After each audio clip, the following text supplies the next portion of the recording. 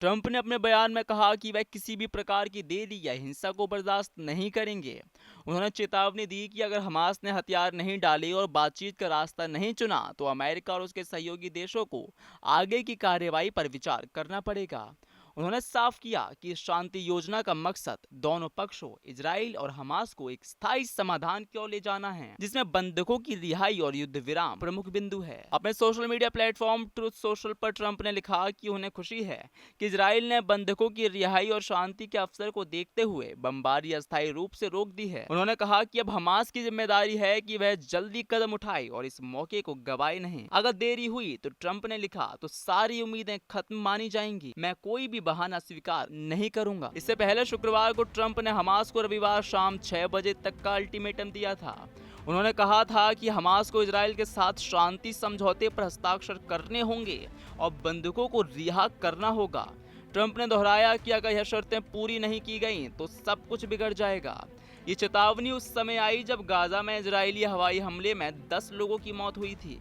हालांकि Israel defence force यानी IDF ने इस हमले पर कोई आधिकारिक टिप्पणी नहीं की है और कहा कि उनका विमान रक्षात्मक है। इजरायली हमलों में कमी आने की खबर अल शिफा अस्पताल के निदेशक मोहम्मद अबू सेलमिया ने दी। उन्होंने कहा कि पिछले कुछ दिनों की तुलना में अब बमबारी में उल्लेखनीय कमी आई है। ये संकेत है कि शायद ट्रंप की चेतावनी और मध्यस्थता का असर दिखना शुरू हो गया है। गाजा शहर में लंबे समय से चल रहे हमलों और निकासी के आदेशों के बीच लोगों में अब थोड़ी राहत की उम्मीदें जगी हैं। गाजा पीस प्लान, जिसे ट्रंप प्रशासन ने 20 सूत्रीय प्रस्ताव के रूप में रखा है, उसमें कहा गया कि युद्ध तुरंत बंद किया जाए। इस योजना के तहत हमास को 72 घंटे के भीतर सभी बंधकों को रिहा करना होगा, जिसके बदले में इजराइल 7 अक्टूबर 2023 के बाद पकड़े गए फिलिस्तीनी कैदियों को मुक्त करेगा।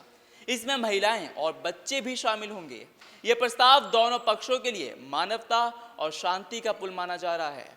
अमेरिका के राष्ट्रपति डोनाल्ड ट्रंप पिछले 2 वर्षों से इस संघर्ष के समाधान के लिए लगातार प्रयास कर रहे हैं।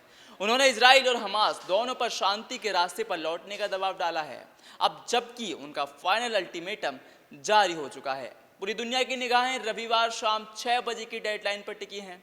सवाल अब बस यही है कि क्या हमास इस आखिरी मौके को स्वीकार करेगा या फिर गाजा एक बार फिर हिंसक की आग में झुलस जाएगा। कैमरामैन प्रिंस के साथ में विवेक यादव, टीवी 100 न्यूज़, नोएडा।